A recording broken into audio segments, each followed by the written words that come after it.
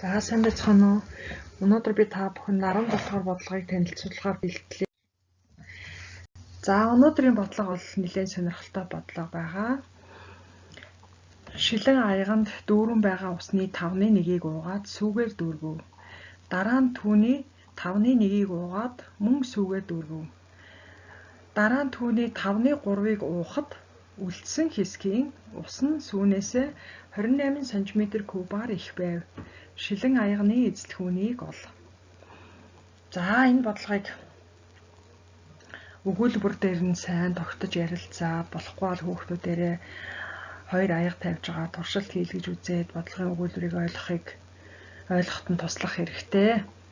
За одоо загварыг зуръя. Дүүрэн устдаа шилэн аягныхаа хэмжээг юм 25 тэнцүү нүд бүхий тэгш өнцгтэр дүрслэе. Ингэж дүрслэх нь манай бодлогыг бодоход бас нэлээд хялбар болгох учиртай учраас ингэж дүрсэлж байна. Тухайн бодлогыг бодоход нөлөөлж хялбар болгож байвал бид нар анханасаа ямар нэгэн хэмжээг юугаар тэмдэглэх вэ гэдг нь бол тохиролцоо байдаг учраас бид нар өөртөө ашигтай ямар ч загвараар дүрслэж болно. За одоо энэ дүүрэн усныхаа 1/5-ийг уусан. За тэгэхээр цаана 1/4 нь үлдчихэж байгаа. За тэгээд тэн дээрээ сүү хийсэн. За энэ сүүгээ цагаан өнгөөр тэмдэглэчихье. Дараа нь дахиад 1/5-ийг уусан. Тэгэхээр одоо энэ байгаа сүү ба усны холимогны 5 тэнцүү усны энийг уучж чинь гэсэн үг. Тэгэхээр энийг уучж чинь гэсэн үг. За тэгээд түүнийхээ оронд сүү хийж дүүргэсэн.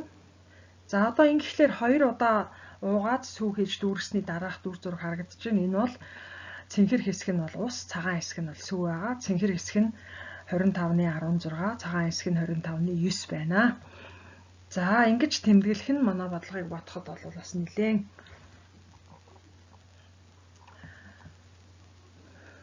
ойлгомжтой болгож өгж байгаа учраас өмнөөс цааш бодолт руугаа оръё. Манай олох зүйл бол шилэн аягны эзлэхүүнийг олох юм.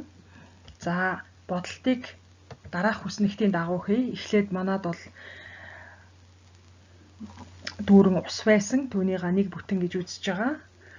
За түүнийхээ 1/5-ийг уугаад цаана 1/4 нь бол үлдсэн байгаа. Тэрнийхээ оронд 1/5 хэмжээтэй сүү хийсэн. Ингээд нэг бүтэн болж байгаа. Өөрөөр хэлбэл аяг маань дүүрч байгаа гэсэн. За дахиад яг энэ дүүрэн байгаа ус сүүнийхээ холимгоос 1/5 ууж байгаа. Тэгвэл усны 1/4 нь үлдэнэ. Мөн сүүний 1/4 нь үлдэнэ. Дээрээс нь дахиад 1/1 сүү нэмчихэж байгаа. 5/4 бол 20 5/1-ийн 5/4 нь бол 25/4 байгаа.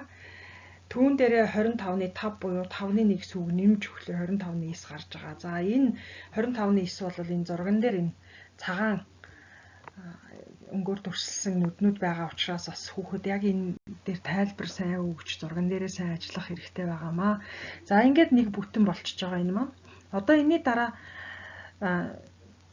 дүүрэн аяг дүүрэн байгаа ус сүүнийхээ холимгийн 5/3-ыг нь ууж байгаа. Тэгэхээр цаана 5/2 нь үлдэнэ.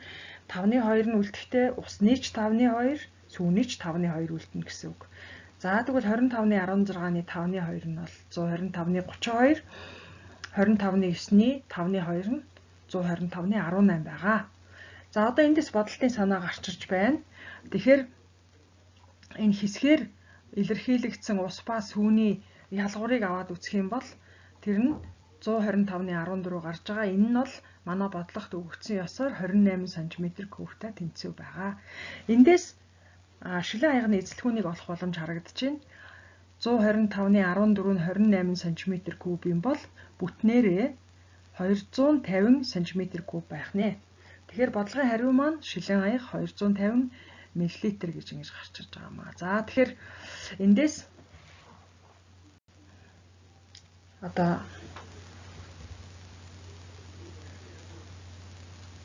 бодлого маань бодогдчихж байна. Одоо шалгах алхам руу орцгоё.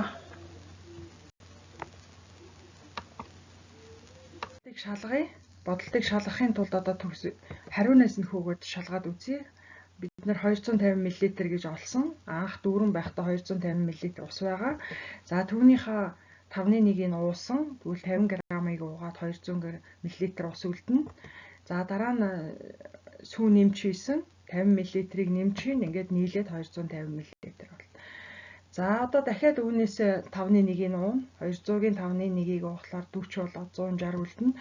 За энэ бол 50-ны 5-1-ийг уухлаар 10-ыг уугаад 40 үлдэнэ. Дээрээс нь 5-1 шилэн аяганы 5-1-тэй тэнцвэх хэмжээний сүү нэмж хийж байгаа гэдэг чинь 50 мл сүү хийж байгаа гэсэн үг. Тэгэхээр 40 дээр 50-ыг нэмээд 90 болж байна гэсэн үг. За энэ хоёр бол нийлээд шилэн аягыг дүүргэж байгаа. Тэгвэл 250 мл. За одоо харин ус ба сүүнийхээ 5-ны 2-ыг нь олно. 5-ны 2-ыг олохлоор 5 тэнцүү хагаад 2-ыг авна гэсэн үг. 64 гарч байна. За мөн 90-ыг 5 тэнцүү хагаад 2-ыг нь авна гэсэн үг. 36 гарч байна. За одоо энэ хоёрын зөрүү бол 28 байх ёстой. Тэгэхээр 64-өөс 36-ыг хасгаар 28 гарч байгаа. Тэгэхээр бид нар бодлогыг зөв бодсон байна гэсэн үг ээ. За тэгэхээр та бүхэн хүүхдүүдтэй энэ бодлогыг бас нэлээд хичээнгүйлэн тайлбарлаж өгөөд сайн ярилцаарай. Энэ бодлогыг ойлгосон тохиолдолд үүнтэй төстэй маш олон бодлогыг бодох боломжтой болдог. Энэ бол 2-3 нөхцөлтөө бас нэлээд хүүхдийн анхаарлыг шаардсан, нэлээд хийсвэрлэн бодох шаардлагатай ийм бодлого байгаа учраас энэ бодлогон дээр та бүхэн бас цаг зарцуулж ажиллах шаардлагатай болох байхаа. Гэхдээ энэ бодлого хүүхдийн хувьд энэ бодлогыг ойлгож бодох нь бол маш том даваа учраас энэ давааг давах тийм баяр баясгалан хүүхэд мэдрэх болно. За ингээд та бүхэнд амжилт хүсье.